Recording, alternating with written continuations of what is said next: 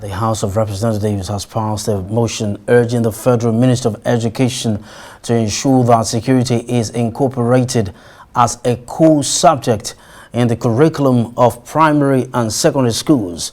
Omirin Olusoya submitted that security education is crucial for fostering knowledge and preparedness to understand potential threats and take appropriate protective measures.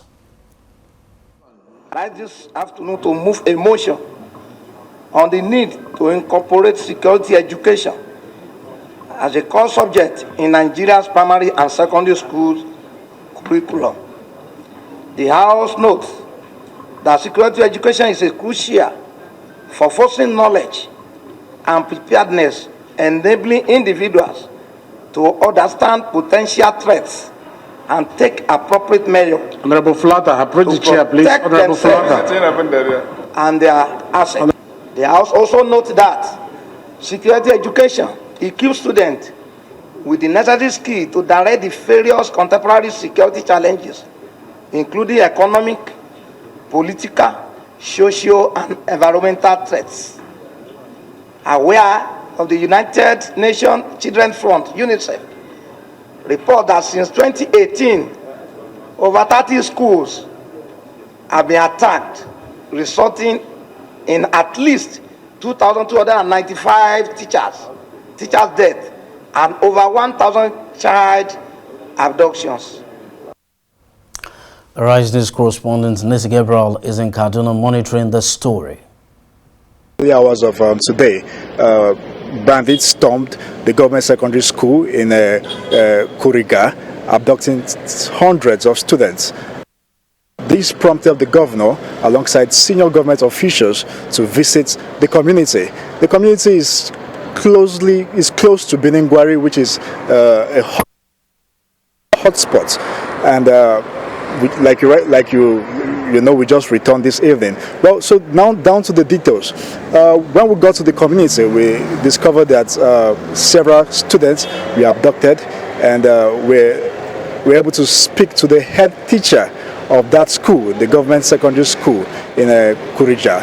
So narrating the incident to the governor, the teacher did point out that about 187 students were abducted from the secondary school, because the the GSS Kuriga comprises primary and secondary school. So in the secondary school segment, about 187 students are presently missing. Like the teacher pointed out, they were abducted by these bandits. And in the primary school segment, about 125 pupils are currently missing. And out of that 125 pupils, 25 of them returned. So in total, 287 students are missing or have been kidnapped by bandits in a Kuriga government secondary school. Well, the governor tried to sympathize with the people, the families, and the district head of that community. And when the governor was addressing them, he said he's going to do everything possible to ensure that these persons that have been abducted by bandits regain their freedom unhurt. Also, the governor did promise that he's going to provide a police station there, and he's going to also speak to the National Security Advisor to ensure that more troops are deployed to that location. Well, from my observation, that community, it's, how will I put it? There's no network service there. You can hardly communicate or make phone calls from that community. So it gives you an idea of how difficult it is for residents there to reach, even to reach troops, even if they are in distress. So that community are in dire trouble, and they have expressed their grievances to the governor, and the governor tried to persuade them, to tell them that he is with them in these trying times, in these troubling times, and he's going to ensure that everyone kidnapped will regain their freedom. So from what we have gathered so far, and that's according to the teacher who narrowly escaped that sad incident earlier today, he did say that a total of 287 students are currently missing. They are nowhere to be found. So in other words, he believes that they are in the hands of the bandits. And the governor said that he's going to do everything possible in his power to ensure that they regain their freedom. So that's what has happened so far today. It's been a busy day here in Kaduna, and troops are everywhere trying to ensure that those in Kuriga question, and this brings to mind the Safe School initiative,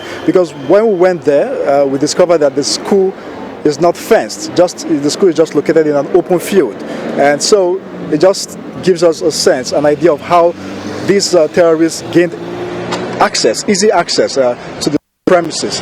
And when the teacher was narrating this incident, he said he just came in to the school at about 7:30 a.m. this morning after signing his attendance at the principal's office.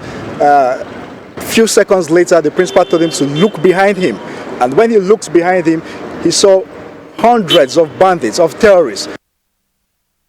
So it just gives you how these schools are to bandits or terrorist attack. And like I said earlier, the school is not fenced, just located in an open field. So it just gives us an idea of how easy the terrorists could just invade that school premises.